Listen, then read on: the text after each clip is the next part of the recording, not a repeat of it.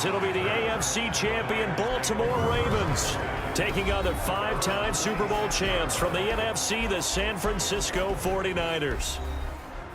Brandon Gaudin and Charles Davis, thrilled to be with you for this one. And Charles, the Ravens, they've done it again. Champions of the AFC. Remember, they won Super Bowl 47 back in February of 2013, but have not won so much as a playoff game since then. And remember, the franchise moved from Cleveland, but they started as a true fresh franchise. They didn't take the Browns with them. They became the Ravens. That was 1996.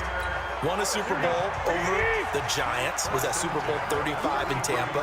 They've won it twice overall, trying to win another one.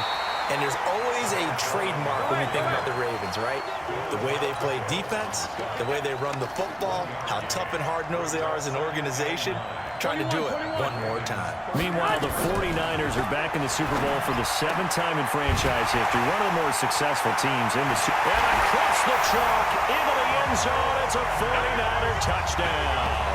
With a first touchdown of this Super Bowl, and a long one at that, as his guys are able to strike first here in this opening quarter. Brandon, this is the Super Bowl. A touchdown scored in any game is big. In this one, it's massive. Gold with the extra point, and it's now a 7-0 game. So they only needed 3 plays on that drive. And the end result for the 49ers, a touchdown. The kickoff unit is out on the field, and they will send this one away. Fielded about a yard deep. And he'll take it back to about the 19-yard line. So here are the Ravens now as they get set for their opening possession. They will be led out by the former Heisman Trophy winner back in 2016. Always a handful to contain, Lamar Jackson. And I'll bet he's talking to his guys about resisting the temptation to try and turn this into an up-and-down game. Almost like basketball, where both teams press, and one team gets an advantage, our team's trying to run with them, and they're just not equipped for it. Doesn't matter whether you're equipped or not. Just settle in, get calm before you go for the big strikes. And he is met in his tracks behind the line of scrimmage. They'll wind up losing 3 yards here, and that'll make this a 2nd and 13.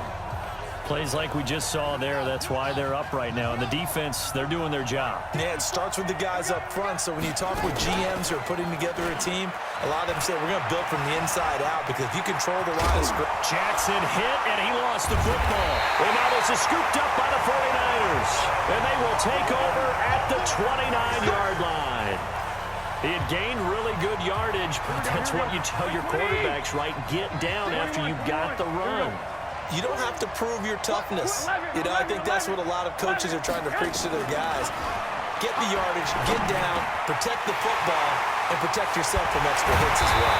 And he doesn't quite make it, taking it within an eyelash. Dropped at the 1. That one nearly 30 yards, 29 officially.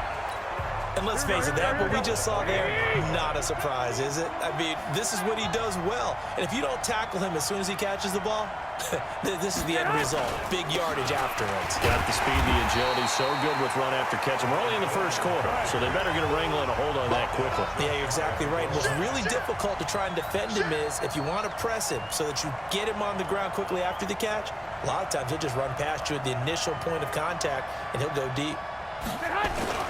It's Coleman here, and he is unable to get in. They stop him at the line of scrimmage. They're held again, and do we have a goal line stand brewing? It's 3rd and goal. So now it's 3rd and goal, and he'll take this into the end zone for a San Francisco touchdown. Punching it in from a yard away, and the Niners are able to stretch their lead. Able to punch it in on 3rd down makes it easier for those guys on the sideline. They didn't have a 4th down decision to make.